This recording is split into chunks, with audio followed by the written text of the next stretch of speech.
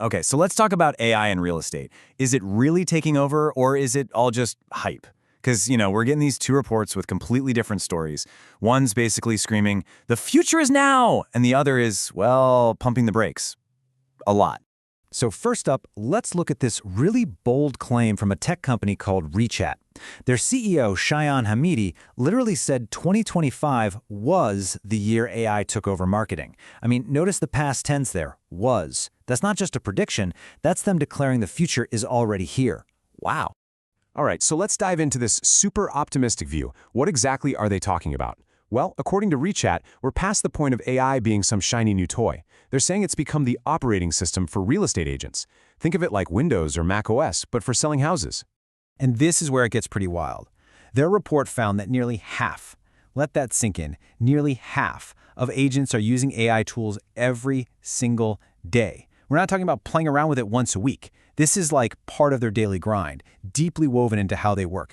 And look, we're way beyond just asking AI to write a catchy property description. No. According to WeChat, agents are using it for some serious heavy lifting. Things like scoring leads to figure out who's most likely to buy, getting smart recommendations on who to follow up with, and even using predictive insights to know what a client wants before they even know. That's some next-level stuff. And they're serious because they're putting their money where their mouth is. A whopping 69% of agents actually increased their spending on automation and data just last year. That's not pocket change. That's a huge financial bet. And you only do that when you're seeing a real return on your investment. Okay, so that's the story from the hype side, right? A total revolution. But hold on a second. What if there's a completely different side to this coin?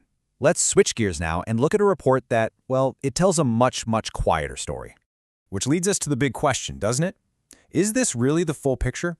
Or are we only seeing one very, very sunny side of the street here? And boom, here's the reality check. A different survey, this one from Kaplan, asked 750 agents and found that 46% of them use no AI at all. Nothing. Zero. Suddenly that whole AI has taken over narrative starts to look, well, a little shaky, doesn't it? And this quote from Kaplan's report just nails it. They say despite the justified buzz, almost half are not using AI. So basically, they're acknowledging the hype is real, but they're pointing out that a massive part of the industry is just sitting on the sidelines, completely missing out on a tool that could make them way more successful. So how is this possible? How can two reports on the same industry be so wildly different? One says nearly half are all in, every day. The other says nearly half are completely out. It doesn't add up. So let's play detective and figure out what's really happening. Okay, clue number one, and this is a biggie. Where did the reports come from?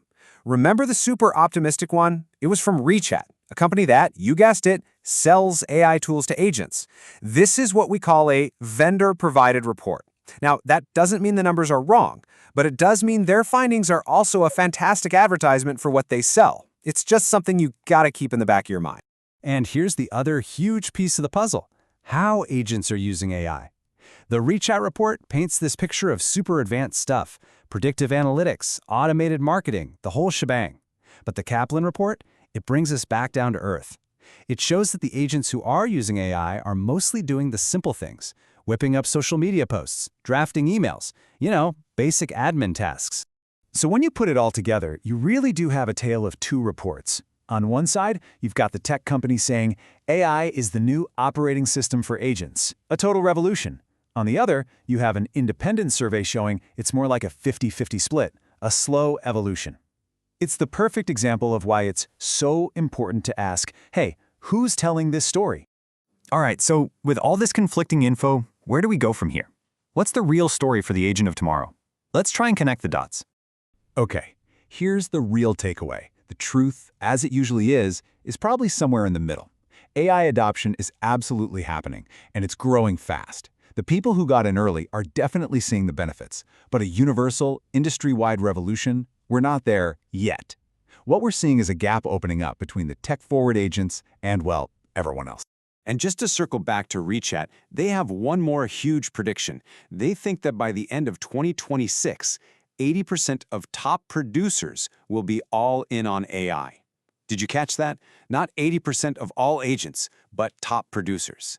And that little detail, that focus on the top tier, leads us to the final and maybe most important question of all. And this really is the million-dollar question, isn't it? As this technology gets more and more powerful, is it going to be a rising tide that lifts all boats, making every agent better? Or is it going to create a massive new divide in the industry, a world where the top producers with the best tech pull even further away from everyone else? The answer to that, well, that's probably going to shape the future of this entire profession.